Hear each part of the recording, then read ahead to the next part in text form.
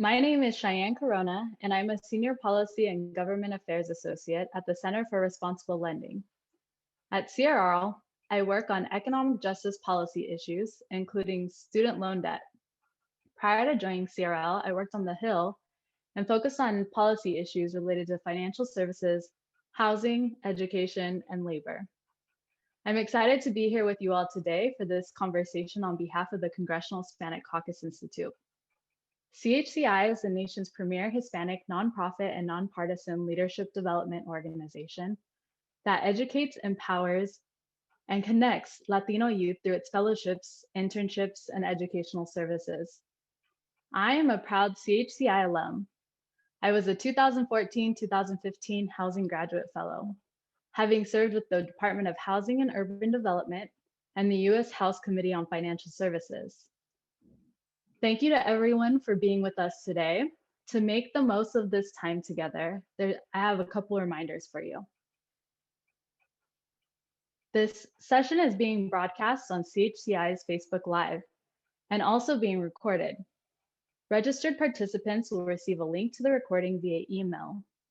Please submit your questions using the Q&A function located in the bottom toolbar of your Zoom screen.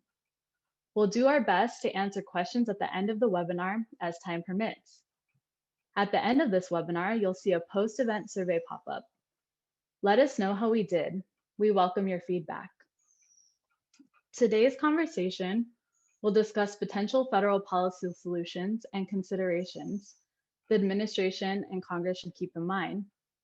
But also, I must mention that CHCI is a nonpartisan nonprofit, and the views expressed by myself and co-panelists here today do not necessarily reflect those of CHCI. So with that, it's my pleasure to introduce my colleagues for this discussion. First up, I have Tanya Menendez, co-founder and CEO of Snowball Wealth, a platform that provides a free student loan plan and helps users save an average of $6,000. And next, I have Marisa Munoz, the Northeast Director of the Young Invincibles, where she's leading the organization's policy advocacy efforts to increase opportunities for young adults. Welcome to you both. So, thank you for having me. Yeah. So as we get into this conversation, I just wanted to frame a little bit of the discussion about what we're dealing with when it comes to the student debt crisis. Today, we have 44 million Americans carrying a combined of almost $1.7 trillion in student loan debt. That's equal to the GDP of Canada. So how did we get here? I have a few thoughts, but I wanted to open it up to my panelists to see if they have any ideas about, how did we get into the situation of so much debt in the nation? Sure, I can chime in a little bit about that. I think that the Great Recession of 2008 had a significant impact, on the cost of college. The lack of the federal government to really invest in higher education, I think really resulted in skyrocketing and ever rising tuition costs. On top of that, there is stagnant grants, right? When you look at the Pell Grant, I think the max Pell Grant is about $6,300. And the average cost of tuition, at least at public institutions, I believe, is about $11,000, and at private institutions, it's about $28,000. So that, again, leads young people, if you really do want to pursue a higher education and you are not eligible for additional state or federal funding, right, unfortunately, to seek out loans. So I think that's one bit of it. And then I also think that largely there is a lack of, I think technical assistance, as well as information to, first-gen college goers and their families. There's only so much that public schools have the capacity to do. There's only so much that nonprofit organizations as a safety net's come in to support. And I think for especially Latinos, you have parents or families that are Spanish speaking as well, there's also limited information. And then on top of it all, I just want to add one other piece to this too, and there's the for-profit piece. which, has been known for predatory practices and heavily targeting Black and Latino students, especially, they have a very high dropout rate, unfortunately. So students drop out and have debt, and it's a never-ending cycle. At the same time, we also see the degrees are not as valuable to many employers. So I'll just stop there, but those are my initial thoughts on how we got here. Yeah, thank you, Marissa, for starting us off. I think that a lot of what you said, I agree 100% with. And even personally, I graduated college with 30,000 in student debt and ended up paying quite a bit more than that. And part of that was due to just not really fully understanding my options. And that's part of what inspired me to start Snowball Wealth, which is a platform that helps people understand their debt and what their options are so that others don't have to overpay like how I did. And one thing that I'll add, some of the top things that, come to mind when I think about the student debt crisis is the rising tuition costs, minimum wage not rising at the same rate. So, minimum wage has not risen at the same level as productivity. The wealth gap, especially for Black and Latino communities. So Black and Latino communities are more reliant on student loans than, people that come from families with generational wealth. And so I think that that also plays a part into that. And as a first-gen college grad and, first-gen college grads across the US, there's a lot that you have to figure out. And so, you take out this loan when you're in a teenager and you graduate, and in between that time, you don't really get any financial education on what to do. What are the steps that you need to take in order to tackle this to set yourself up? Yeah, that's great. I think one thing I would also highlight in there is, and kind of touched on a little bit, Marisa, is the abuses of student loan servicers. So with misinformation, there's also incentives, right, for student loan servicers to say, oh, well, let me not make your income-based repayment, programs clear for you.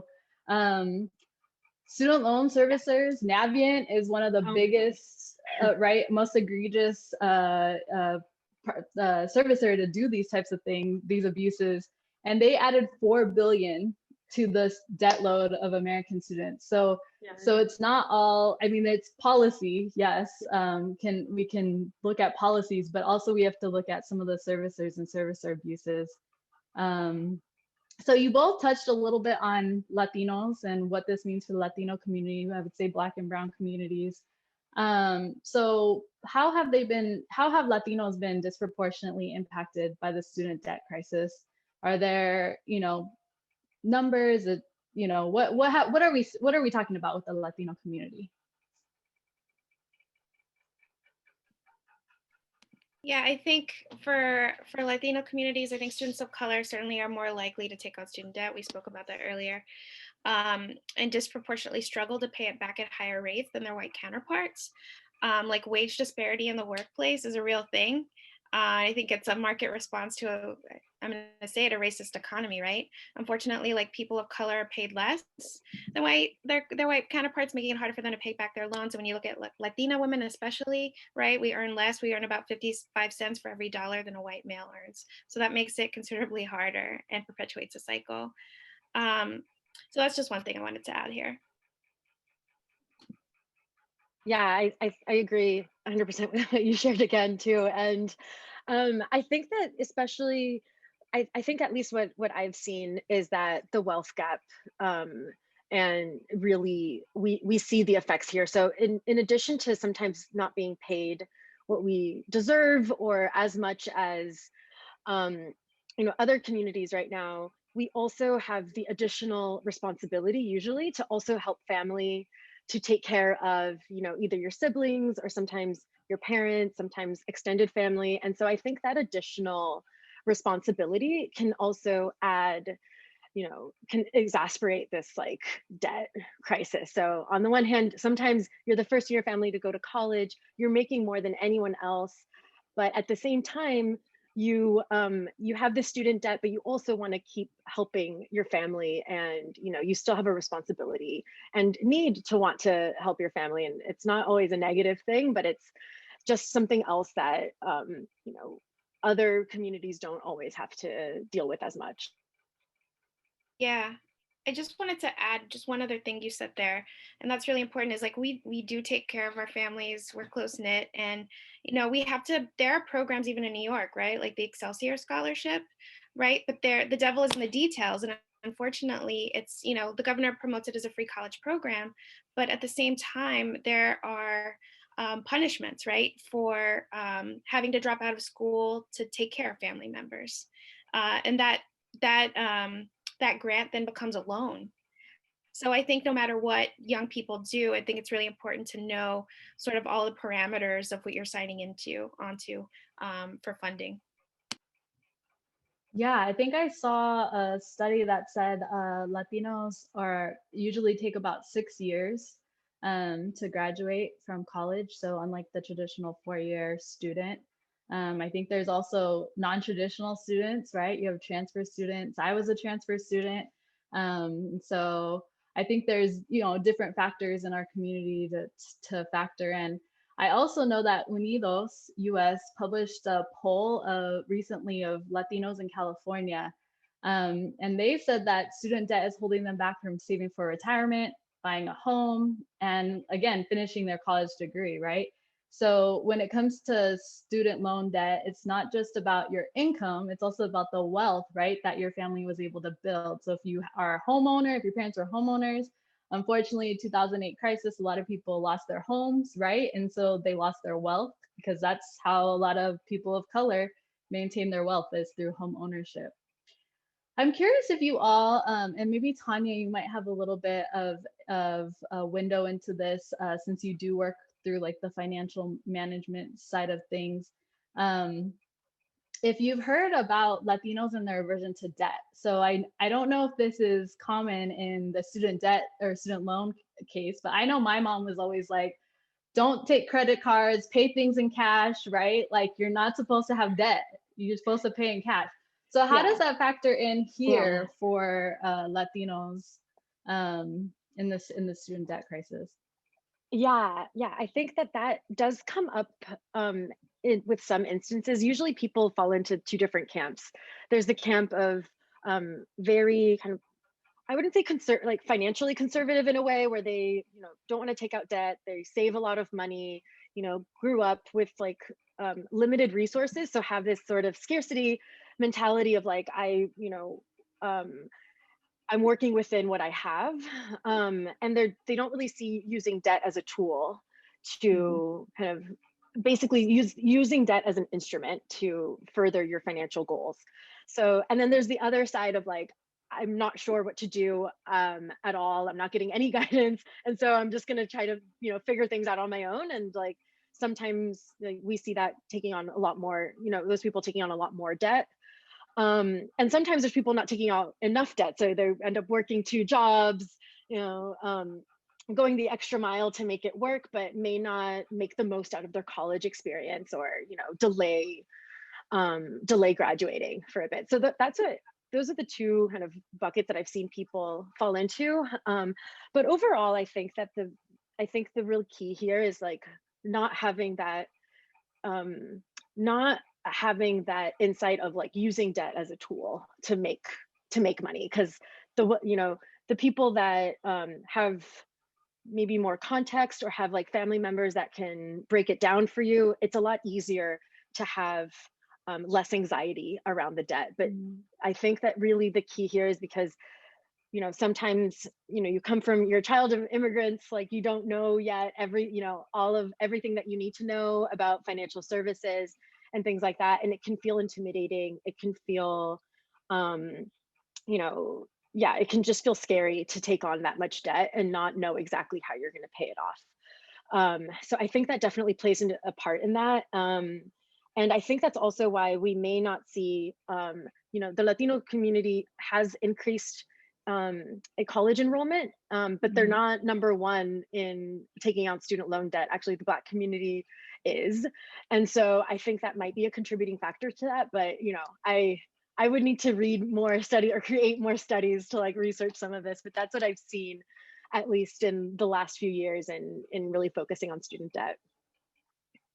Cool. Well, I would like to move us into talking a little bit about policy proposals. So we know that obviously there's an issue here, right? We talked a little bit about some of the factors and, you know, that we are in a student debt crisis. There are some people, I have spoken to some Republicans actually, and that are on the Hill, and they actually don't see this as a student debt crisis. They said there's not a crisis. So what policy proposals are on the table? What are some grassroots efforts happening right now?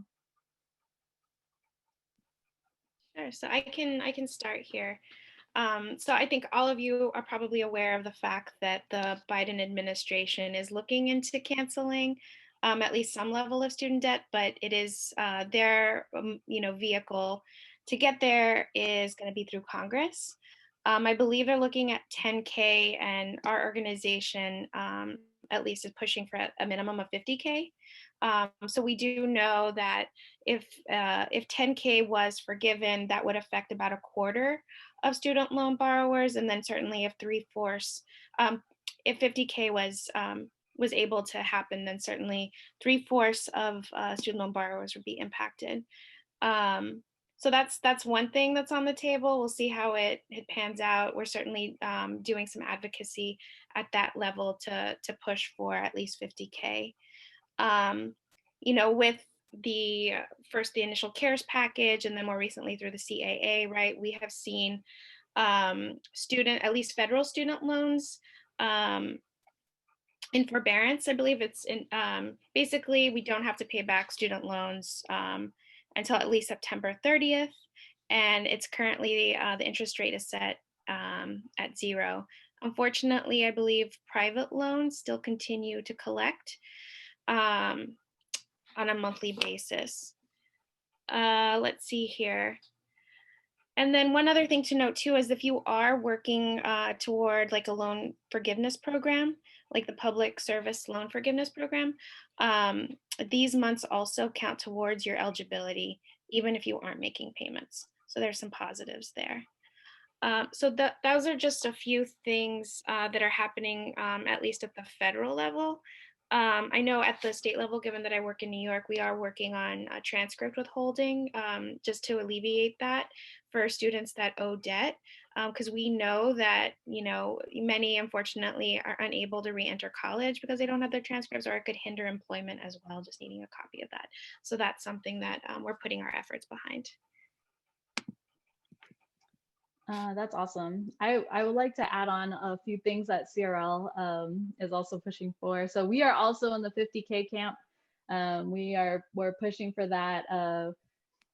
We are appreciative of the paused student loan payments right now, but we think that, we could do more, and we see the 50K student loan forgiveness or student debt cancellation as a form of stimulus, right? Like we need stimulus. We need money in our economy because we are in a pandemic. We are potentially in a depressed economy. And so if people can't buy homes, if people are struggling to start small businesses, right, we need to help them by wiping away their student loan debt. We'd also like to see some streamlining in the income driven repayment process. There are like a billion options for that. Can we see like 1 or 2 options so that it's easier to figure out what program you should be in?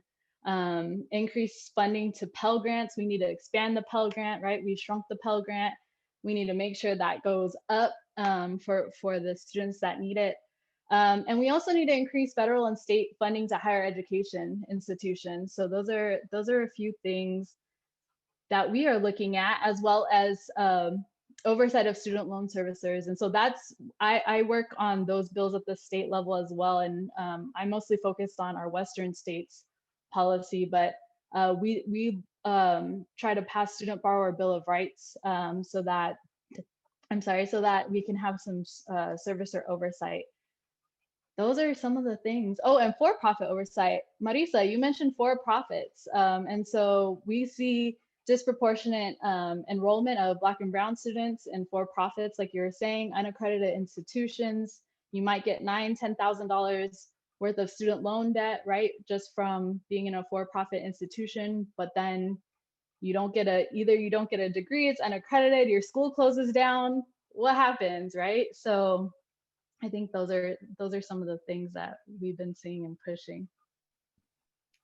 Yeah, we're also pushing for for-profit accountability. I think at the state level, and this has been an ongoing effort, unfortunately, they have a really strong lobby here. Yes, but yeah, but that's something that we've been working towards, increasing Pell as well. One thing, it's just more personal than anything, but I do think that, there needs to be more investments in free college and looking at, community college as a good starter for that.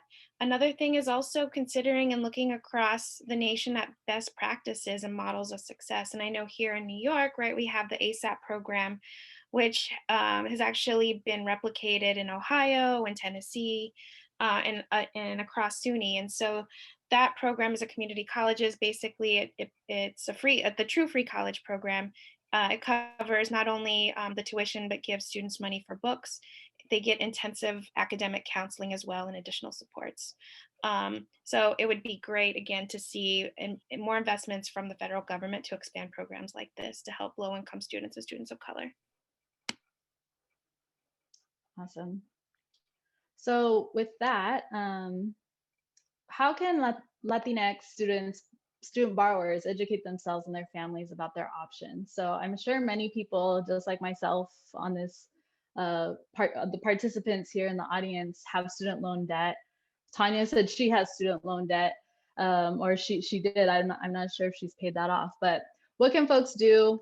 And what about current students or future students? Should they take out student loans? What do we do here in this situation? So I'm gonna share my link to the Snowball site because we spent, the last 2 years creating a lot of resources around this. A lot of, like, all of them are free resources around this. So on the site, you can sync your accounts, and then we tag which loans have COVID relief and which ones don't. We also organize all of them so you can see all of your interest rates. And just so you have a clear picture of what's going on. What we also did, and I think that this happened specifically with COVID, was that the uncertainty around student debt can cause a lot of anxiety, and especially what's happening, is forgiveness going to happen or not? Is COVID relief going to be extended or not? So we created a student debt report where we send an email whenever there's policy changes that affect borrowers, and policy changes that aren't speculative, like once it's signed into law is when we send it out, because I think there's a lot of misinformation out there, and a lot of speculation around different bills, and I think there's a lot of confusion. So we make a big effort to share information once it's signed and clarify which one's speculative, which one's not. So I think that we've done that. I think the studentaid.gov site has updated their resources a lot in the last 2 years and has a lot of resources around the different federal programs that exist. I definitely reference them quite a bit. I think that one of you said about streamlining income-based repayment, streamlining forgiveness. I think all of those programs need to be streamlined for sure. I think that's the number one cause of confusion, because there's no reason there should be 3 different income-based repayment programs. Right. There should just be one, and it should be 1%. Just make it as favorable as possible for people. Same thing with forgiveness programs. There's a lot of confusion around that, and some misinformation where it discourages people from even applying because of what happened, and even taking that chance of paying it for 10 years and with the possibility of it not getting forgiven at all. So I think that those are some top things that come to mind that cause confusion, but that's one thing that we're working on, but I'm curious if there's other resources also. Yeah, I think this is from the lens of more of an incoming freshman or a high school student, but when applying for the first time, looking at knowing that families, again, are multilingual, going to like the Hispanic Federation, right, site, they do free workshops in English and in Spanish on like the college going process and helping you complete the FAFSA. So that's, I think that's one really good resource, and they're free. Or just looking up like community organizations and nonprofits, because many of them do one-on-one servicing to support specifically low-income students and like students of color. There are, in addition to like your website, I think there's like in high school, there's College Greenlight. There are specific websites that are target, again, first-gen college goers and provide them with information. And ideally, hopefully these are like in English and in Spanish, but I think that would be, extremely helpful. And then just going to the websites and reading up as much as you can, but trying to connect with a counselor or a teacher, somebody you know that's already gone through the process, who you trust, that can really provide you with that information. Because it's tough, right? When you don't have a brother, sister, mom, dad that have gone through this process, you feel so alone. Mm-hmm. And so just sort of connecting with somebody, I think is really powerful. Yeah, I wanted to mention too on the public service loan forgiveness piece. Most people didn't know that it's only for direct loans. So you have to consolidate your loans into direct loans, which are different than Stafford loans and other types of loans, so they can qualify. And there's all kinds of things you need to check off on, your qualifications for public service loan forgiveness. So make sure. Oh, and then you also have to have the right servicer. So they, once you sign the documents, they put you into different servicers. So if you had Navient, then you get a different one. It's a mess. So I would say read very carefully, use these resources and these links that folks are putting in the chat. Talk to each other, talk to your, share information with each other as well in your community. Yeah. And I hope you all know who your student loan servicer is if you have student loans. Like I have Navient. They're horrible. Okay, I'll stop hating on Navient. Okay, so we just had, we're 6 weeks, or sorry, not 6 weeks, 6 days away from the inauguration, right? We had last week, Biden came in, we have a new administration. I would say yay from, the last 4 years. They've already announced an extension of the moratorium on federal student loan payments, like Marisa mentioned, till September. So what else can borrowers expect from this new leadership? What do you think is the administration's next move? What should it be? Maybe what should Congress do? What are some things that would be helpful here?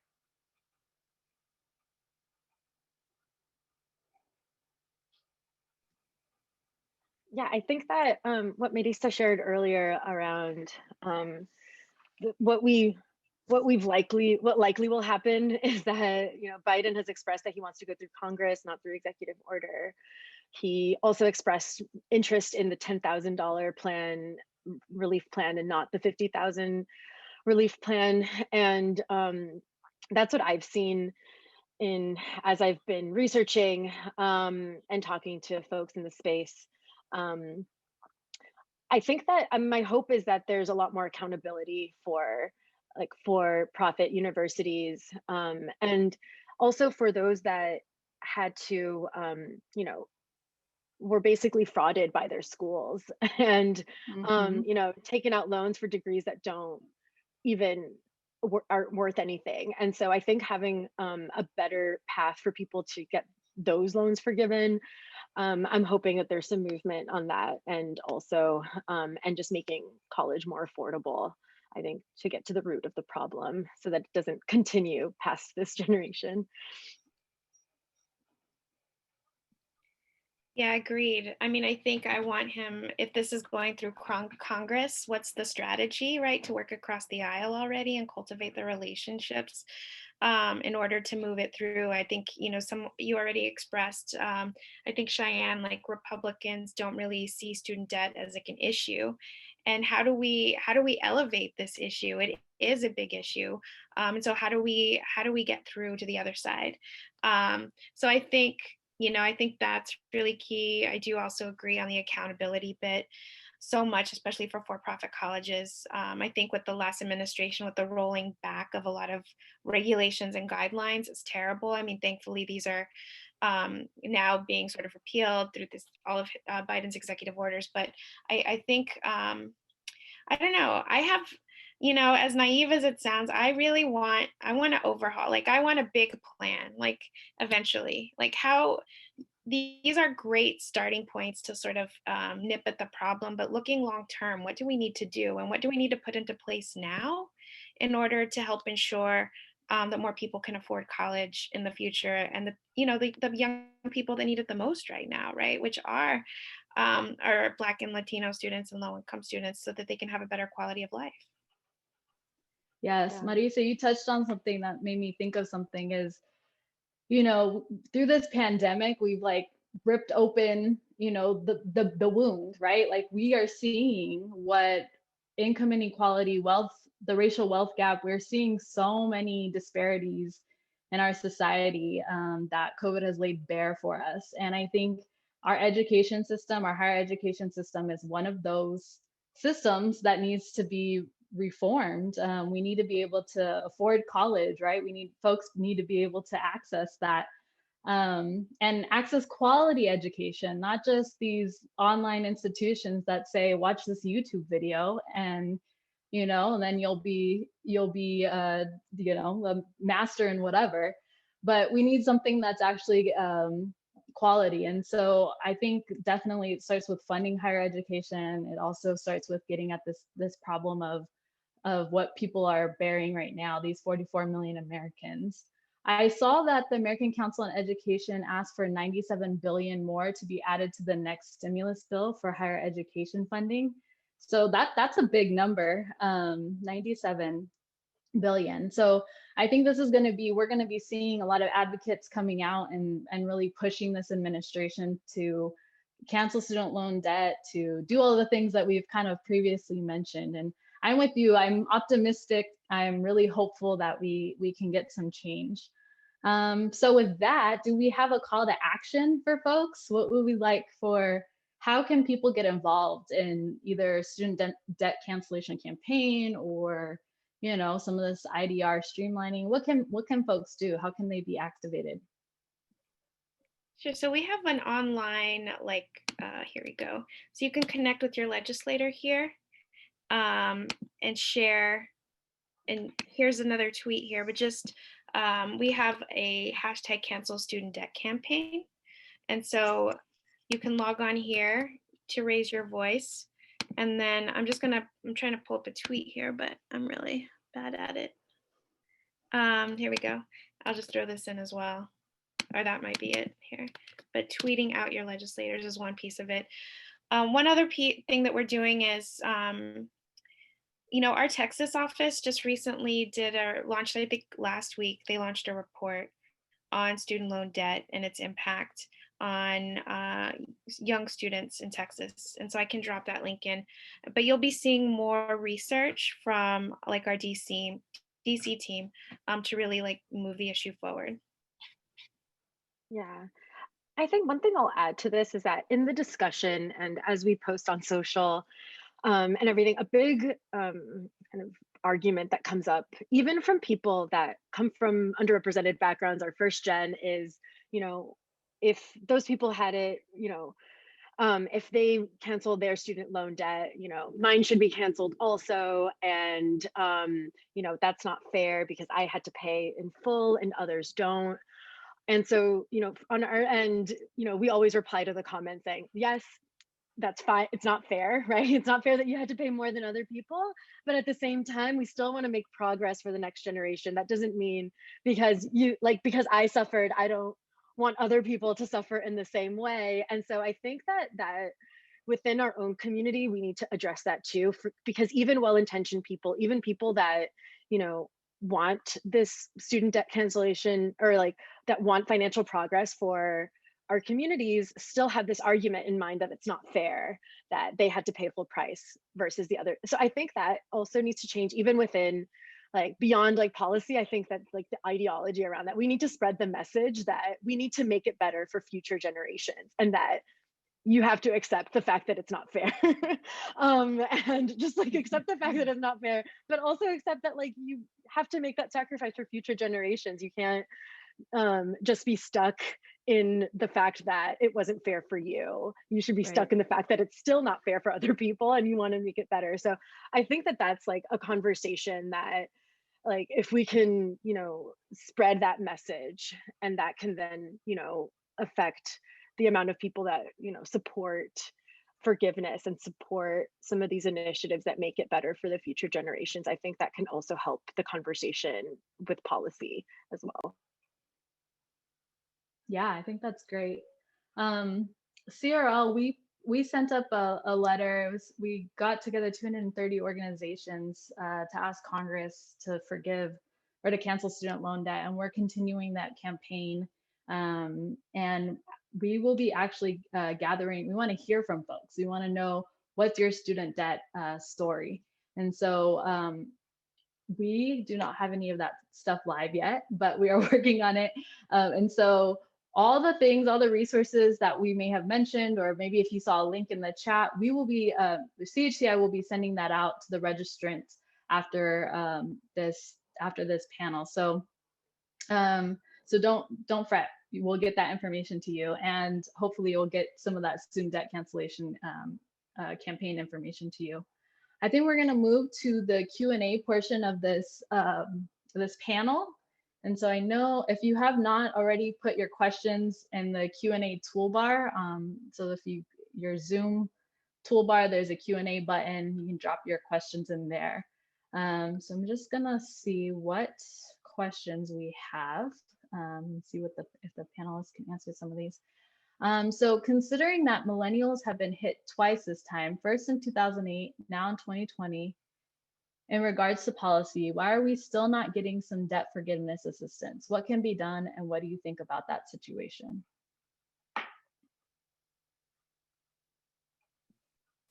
Yeah, it is shocking, right? Like, you have this great event happen that significantly impacts like the future wealth of young people, and yet there wasn't a lot of movement, I think, in terms of policy. And of course, the last 4 years have been awful. So I think, you know, I think that young people, to be honest, I think we need to organize. And I think that's part of my role in this organization, right? Is to really elevate youth voice on this issue. It is part of, like what you said, the story collection. It is, you know, the rallies. It is meeting with legislators. I think one critical piece of this that I'm really optimistic about is that we are seeing more younger people that have been elected to Congress. And I hope that that is a trend. So in order to really have that perspective, right, to really push forth those progressive policies that put young people in a better financial situation. So I don't know if I directly answered your question. I don't exactly, you know, I don't know if it was the recovery from the recession, which made it harder for investments in higher ed. But at the same time, you know, we're going through the same thing now. And it's really unfortunate to see leaders not investing. Like, this is the last thing that we need, is like a tuition hike within our, you know, city and state institutions in New York. What we really need is what California is doing right now, and that's a tuition freeze, right? So just taking a step back, and I know that budgets are really tight, at least at the state levels right now, but taking a look back at the long term, right? That these short-term measures are really going to have a significant negative impact, right, on our future if you don't invest now.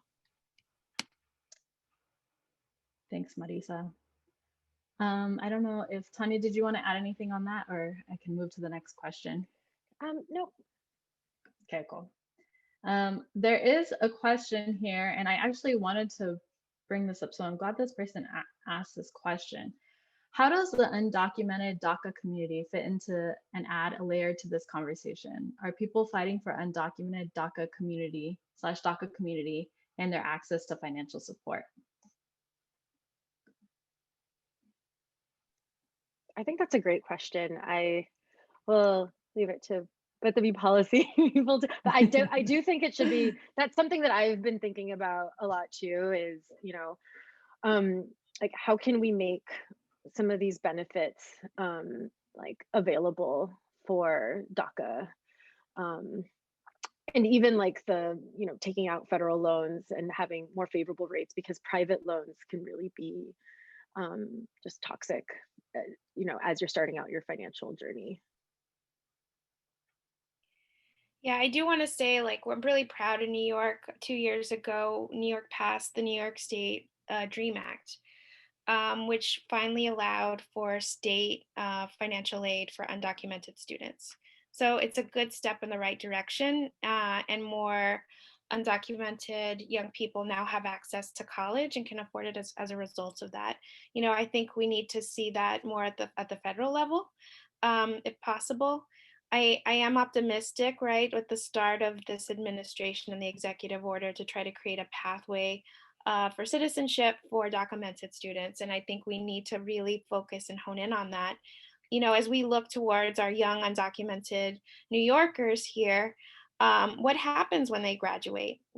How will they be employed, right? And so, again, I hope that the federal government will continue to push for this more, but I also think maybe we need to see more dialogue as well between like states and their efforts with the federal government. Yeah, I know at CRL we have put in our list of policy recommendations to open up federal aid to DACA students. They shouldn't, undocumented students, they shouldn't be cut out of that equation. I know also in California we have, state, instead of paying international tuition prices or out-of-state tuition prices for undocumented students, there's state tuition prices, but it's not enough. We need to make sure we're getting aid to undocumented students as well. There was another question that I saw in the Q&A little box that I think all of us are wondering. And the question is, should we pay off our student loans now? Should we continue to pay them, or wait to see if student debt is forgiven, if our student debt is canceled? I mean, with all personal finance questions, it's always a personal decision, right? So I can't give any advice without knowing your full financial picture, but I will share some information that I think is helpful. So right now, if you have a federal loan, you don't have to pay until September 30th, and you also don't accrue interest. If you do want to pay that loan, your payments will go towards principal. So that could be a good thing. I think that there's no pressure for you to necessarily make those payments directly to your lender right now. I think that what we've seen some people do is take what they would have been paying every month and just keep that habit, but put it into a savings account.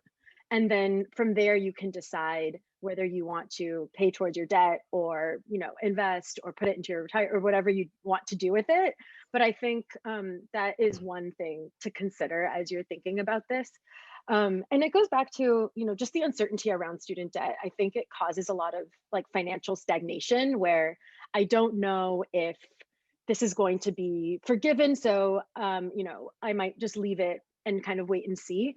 But what I recommend is kind of like trying to not become financially stagnant because you're waiting for some legislation to pass for student loans. So if you can, like, if you want to make progress, you can still make progress by like starting to build up your savings account and starting to like, fund your retirement accounts or other investments. But that's my biggest kind of piece of advice is just like, don't like remain stagnant just because you're waiting for like some legislation. So those are my thoughts there. But I think that's also goes back to like this legislation. We also have no idea when this forgiveness is going to happen. Like it could be 5 years, 3 years from now, it could be a year from now, it could be a few months from now. So I think that causes a lot of uncertainty around that, and that it's just frustrating on both ends, right? Like no one knows what's going on.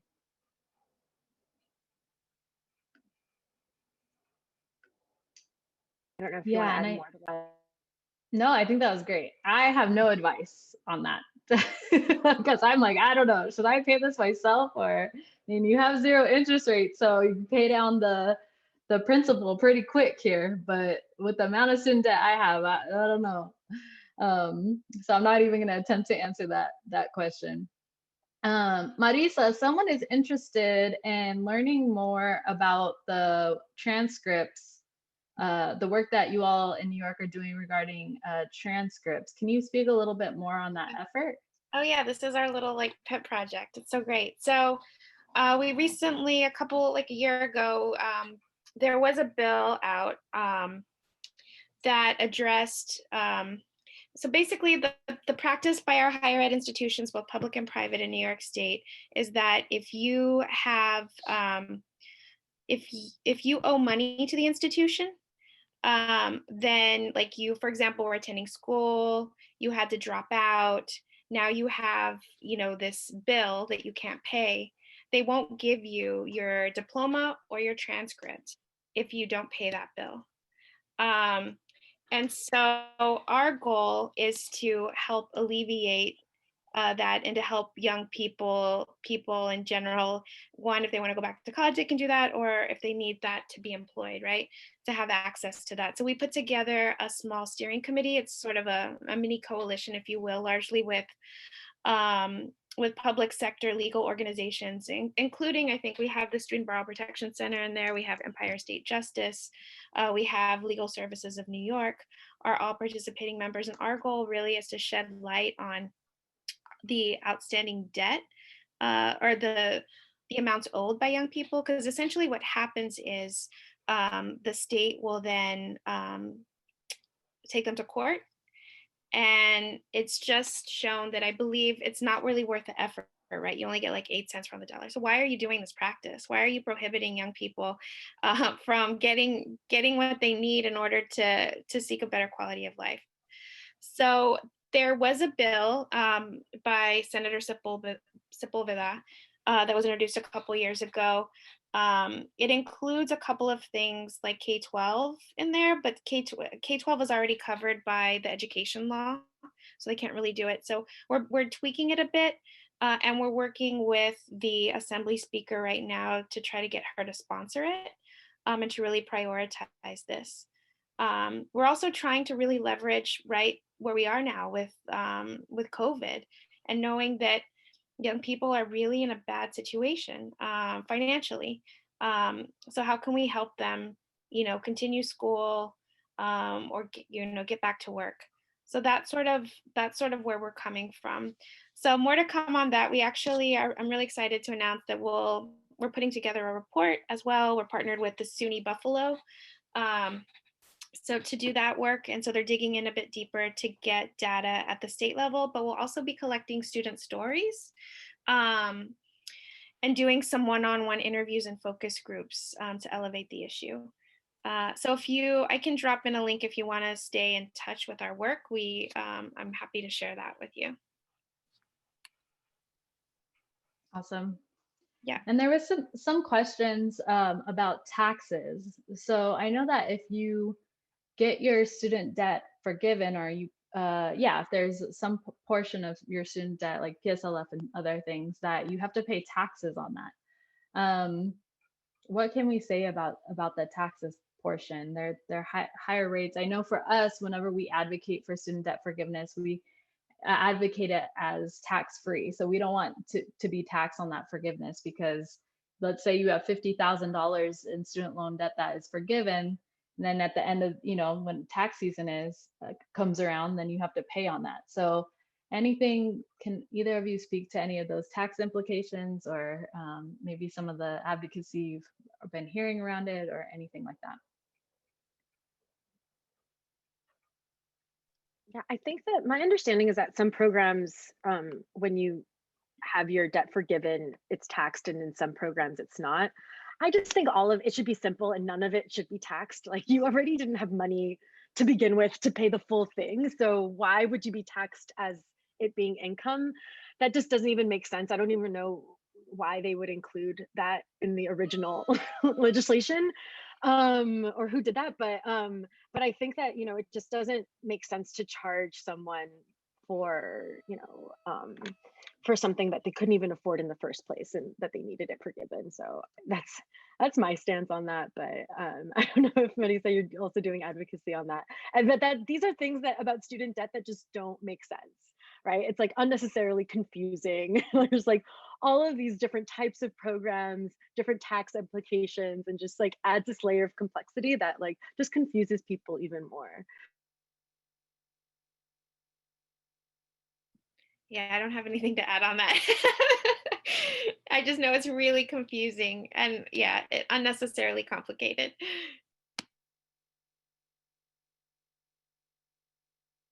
Yeah, someone made the comment in the chat that it's the same tax bracket as if you won the lottery, which does not seem like equitable at all.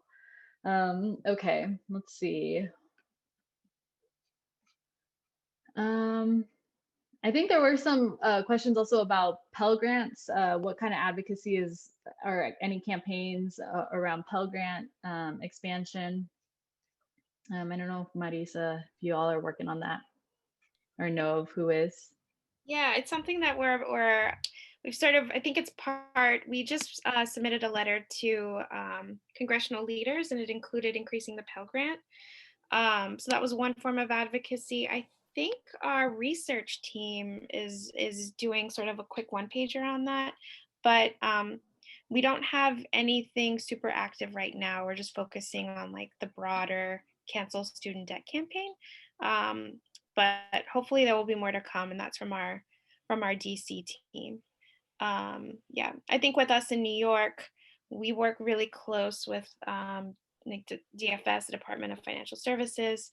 We are lucky that we do have a student borrower bill of rights that came out last year, and so we continue to sort of promote that work, like all the consumer ed that's being provided from that office with our advocates. And then we're part of like the New Yorkers for NIRAL, what is it, for regulating, I think, like loans. I forget the name, but and so we're supporting advocacy in that way, but it's much more at the state level. But certainly if we, once we do more work on the Pell Grant, I'll certainly share that with you and Janet to put out. Cool.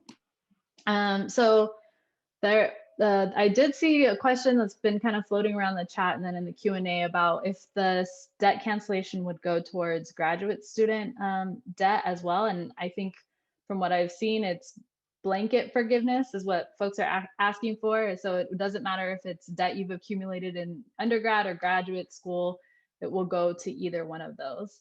And then another question I wanted to make sure that we got to was someone asked, how does student loan debt impact home ownership? So your potential for buying a home.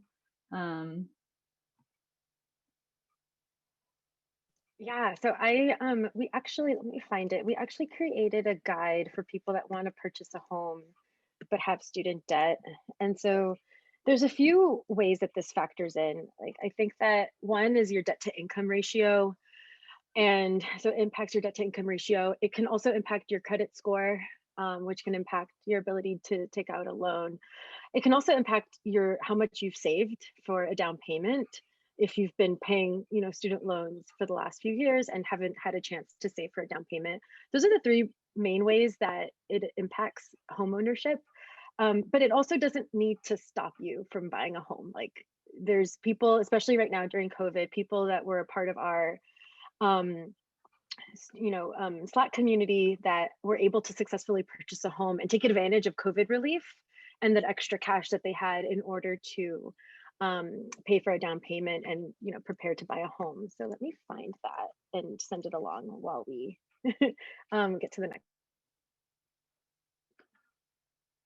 Cool. Yeah, I think I was gonna say, I just kind of recently learned a little bit more about the student loan, your student debt as it relates to home ownership and getting a mortgage, right? So home lending. So I hope folks have pulled your credit report. Pull your credit report if you haven't. You could get it for free once a year. I think it's like free credit report or myannualcreditreport.com, something like that. Don't quote me on that. Please do not quote me on that because I actually just did it recently. but you can get your 3 credit reports from the 3 big credit bureaus, and you can see where your student loan payments are. Like for me, I wasn't paying, and when I first got out of college and graduate school, so I have some marks on my credit score because of that. And so those types of things, like Tanya was saying, can impact your credit score. And so then when you go to get loans and they pull that. But right now, since we are in a pause payment period, lenders will also just assume that you're in deferment. So make sure you tell them that you're in repayment, because that counts as like 1 point against you when you're looking into home purchasing. Okay, so let's see what other questions we have, and I think we're coming soon on time. Oh, someone wants to know about the Student Borrower Bill of Rights. So the Student Borrower Bill of Rights, I can talk a little bit about that, and then Marisa, if you have things you want to add on to there. But basically, it's for oversight of student loan servicers. Some states have student loan ombudsmen, which you can call and put complaints into, similar to the CFPB. If you feel like your servicer is not giving you the appropriate service that you need for your student loans, then you can call and complain. You can do that at the state level too, if your state has one. It also puts in protections into your consumer laws at the state level, so that your student loan servicer does give you the correct information about income-based repayment. There's different components to this type of bill. Also for counseling. So there's sometimes it provides funding for student loan counseling, and there's like housing counseling agencies that will also help with your financial counseling when it comes to your student loan. So there's different components there with the Student Borrower Bill of Rights. Those are just a few that I can think of off the top of my head. Marisa, is there anything you want to add with that? For ours in New York, it's much more related to like transparency on the front end about like detailed financial letters that are a little more streamlined from both CUNY and SUNY. Clear, like accurate and complete information about like student loans. So like student loan servicers, again, like are not allowed to like misrepresent or omit any information, right, related to loans. So that's like a major piece of that. I think more information about reliable loan repayment plans and options, right? So student loan servicers must inform you and about any and all loan repayment plans for which you're eligible. Another piece is that student loan servicers, again, must inform you about any and all loan forgiveness, cancellation, or discharge programs for which you're eligible. So a lot of it is related to, like, again, communication. Another one is loan payments applied to your account in different ways, right? So to reduce the cost for students and families, if it's not specified in your loan contract, student loan servicers must ask how you would like any like non-conforming payments, those that are like greater or less than the monthly payment due to be applied to your account. Knowledgeable customer service representatives, right? I'll just sort of give you high level ones: detailed loan account histories, seamless transfers if your loan is serviced by a new company. These are things that they're working towards: accurate payment history reporting to credit agencies, and responses to complaints that you make to your loan servicer. So there's actually another version of this bill currently in the Senate with a little bit of, that may change a bit of this, but it hasn't moved really in the last couple of years since it's been put out, but we're pretty happy that we have this as a good starting point.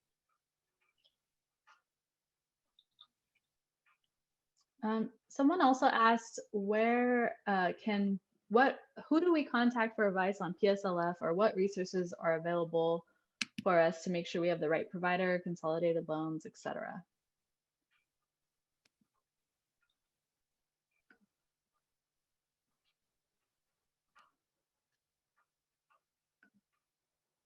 No. I'll add this like link I'll add this link. There's some private companies that are doing it also. but I like to refer to the studentaid.gov site because, it's the site directly, and you can also call. A lot of people don't realize you can also call them and get additional assistance there. But there's also some private companies that are doing it. I know that one that is popular is Savvy, but I don't think that I think they're mostly working through employers, and I think their product is mostly geared towards employers and not individuals. So I usually refer people to the studentaid.gov site. Cool. Yeah, I know for me, I think I called my student loan servicer, the one that I hate on, because that's what somebody told me to do. They said you need to call your student loan servicer and they'll direct you in the right way. And I think it's FedLoan who services PSLF, is that right? And so I called them too, and so there was like a little bit of a going back and forth, but yeah, probably studentaid.gov is probably your best bet, but you're supposed to be able to get this information from your servicer as well. Okay, so we're gonna do one last question. Let's see.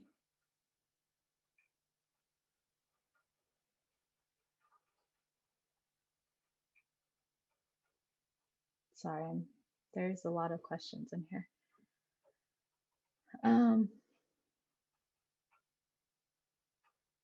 Oh, this is interesting. So it says crisis level student debt hinders economic progress in many ways, including reinforcing racial wealth inequality, as the opening line of an article by Jen Mashori denotes. Given your expertise and experience, is this true? If so, then in your opinion, what are the root causes of this?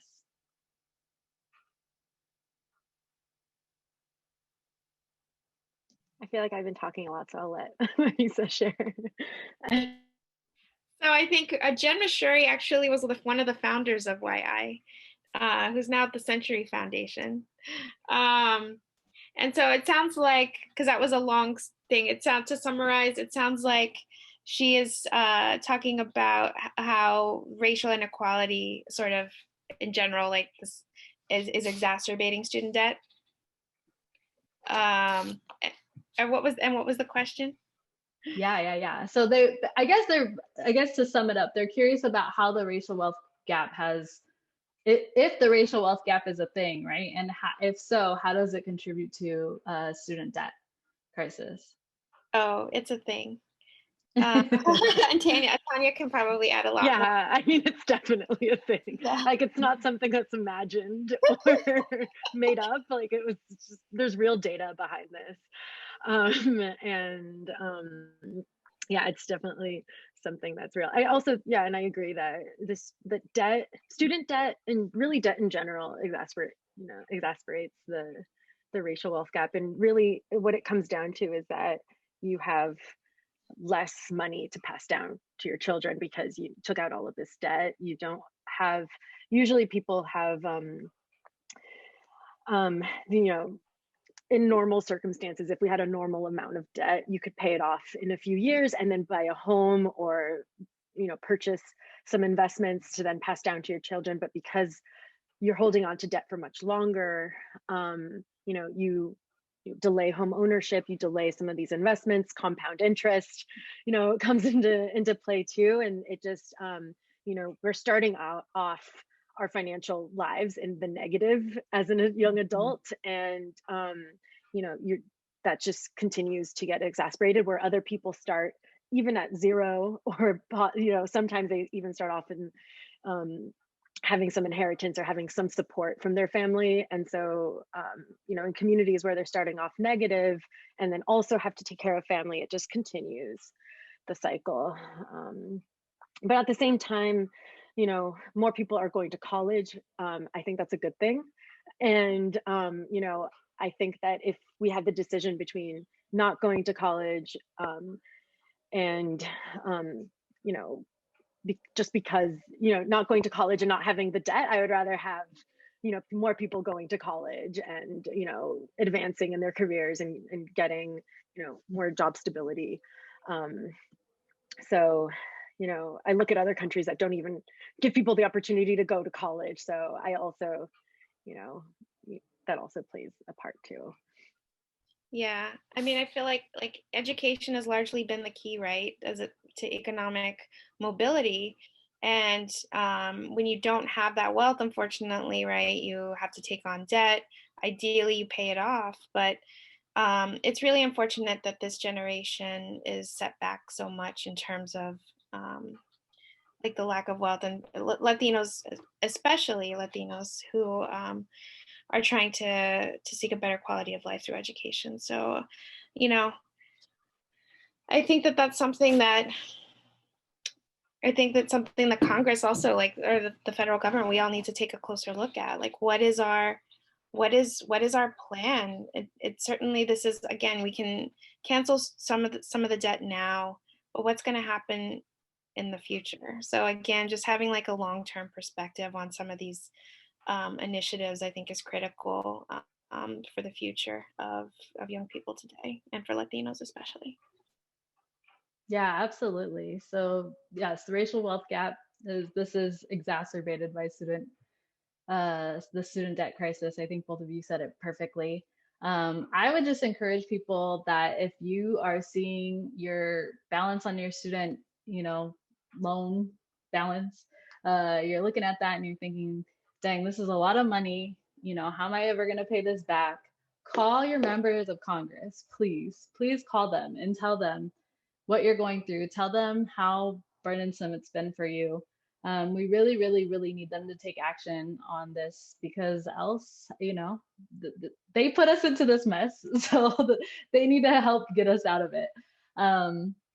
So yeah, that's what I would say. I would say we need a groundswell of people, right? We need people power to change these policies. And so to do that, it's going to be organizing. It's going to take collective voices. It's going to take all of us working together to get this changed, whether it be through executive action, which we believe could happen, right? We think that Biden could cancel his student loan debt through Department of Education, even though he seems to doubt that.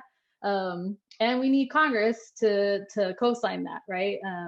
If Biden's administration isn't going to do it through executive order, then we need Congress to step up and act, because we are in a moment of crisis, and that it's pivotal. This is the moment to act and to do something about it. So I would say tap into local organizations that are doing this work, tap into national organizations that are doing this work, start your own organization to do this work, like get in there.